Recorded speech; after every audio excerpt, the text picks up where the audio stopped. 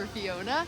And we're here to celebrate and talk all about her journey and just kind of enjoy ourselves. And thankfully it's a nice sunny day here at the Cove, and it's warm enough for her to come out and be with us. Oh, we can hear the crowd is now singing happy birthday to Fiona. Wow. So yeah, if you're not familiar with Fiona's story, one, that's hard to believe, but that's okay. We can go ahead and fill you in. Fiona was born here at the Cincinnati Zoo and Botanical Garden on January 24th of 2017. And she was actually born about 6 weeks premature, and she only weighed 29 pounds. So typically hippos are born weighing anywhere from 55 to 100 pounds. So Fiona was incredibly small. When she was born, it became very apparent to us that she was not going to be able to nurse on her own or stand on her own, and that if she was going to survive, she would need some serious medical intervention from our team. So the decision was made to pull her and hand raise her. Unfortunately for us at that time, nobody had ever done this with a premature hippo. Nobody had ever successfully raised a preemie.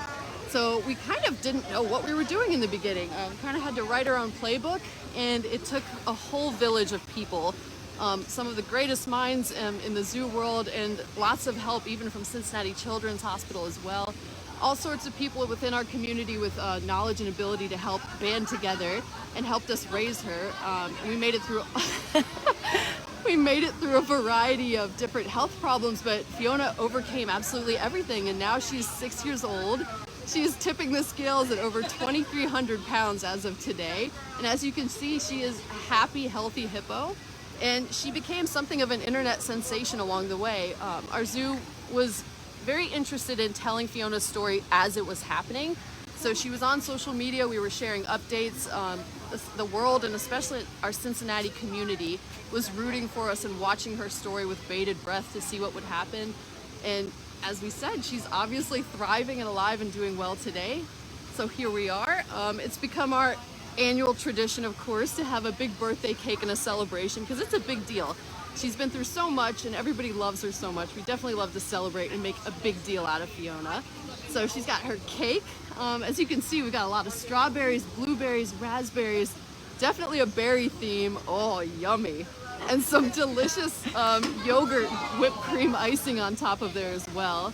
Hippos, just like us, really seem to enjoy sweet things. Watermelon is also one of their favorite treats. But at this point, Fiona and Fritz get along great. They're great playmates. Fiona's doing a really great job of being gentle and patient with Fritz, kind of teaching him, showing him the ropes about what it's like to be a hippo and live in a bloat.